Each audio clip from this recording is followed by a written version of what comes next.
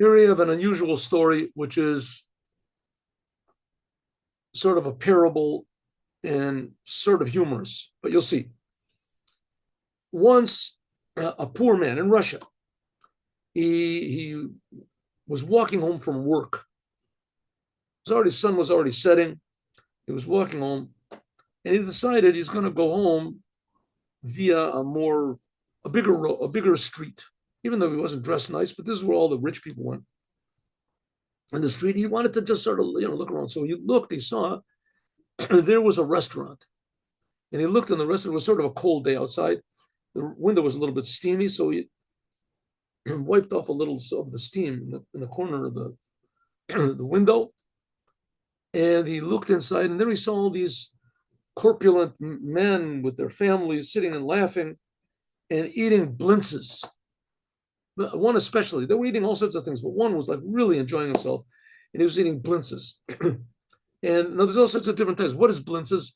Blintzes is like crepe, like very thin dough, and you put inside of it like cream cheese with the honey and raisins, and that's like that's cream cheese blintzes, and then there's meat blintzes, also there's potato blintzes, also different types of blintzes. But he saw this fellow was eating, blintzes that had cream cheese in it, etc.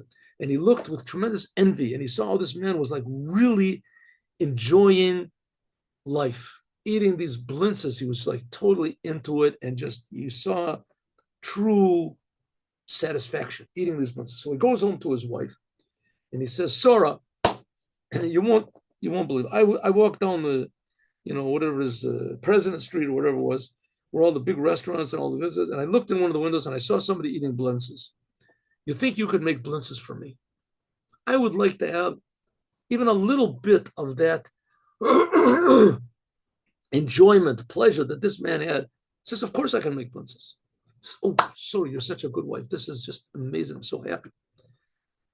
So she gets her cookbook out, and she puts the frying pan out, whatever. And she says, "Well, you have to take flour and water, mix it together, make it thin, and you put it in the frying pan, you fry it, and that makes the dough that you're going to put the blintz in." So she finishes making that, puts it on a plate, and she says, "Uh-oh, Zalman, I got a problem." So what's the problem? Says, "Here's the recipe. Says you have to have flour, you have to have water." That I did. But it says over here, you have to have cream cheese. We don't have cream cheese. He said, "Listen, you know what? Make it without cream cheese. Cream cheese." He said, "Thank you, Zalman. You're such a good husband. I really." He said, "Just 1 second. It says here you have to have honey and raisins. I don't have honey and raisins. We don't have raisins. What are the raisins?" He said, "Listen, you made it without the cheese. You don't have to put in raisins and honey. Make it without raisins." It says over here you have to have cinnamon, and that you have to have pieces of chocolate. Cinnamon. I don't have the chocolate. I don't even know what that is." And so he said, "Listen, you made it with all these other things. Make it without that." Zalman, you're a wonderful husband. Takes the dough, rolls it over, and brings it to her husband. He's sitting there with a bib around his neck at the table, and a fork and a knife. He puts it in front of her. She puts it in front of him, and he majestically cuts it, and he stabs it with his fork, and he makes a blessing, and he eats it, and he swallows it, and he says to his wife, "Sarah, I don't know what those rich people see in blintzes. This thing is tasteless. I don't see what they think in blintzes." Okay, it's a bit of a joke, but it's not a bit of a joke. What's the point? And some people take Judaism and they take out all the inside of the Judaism.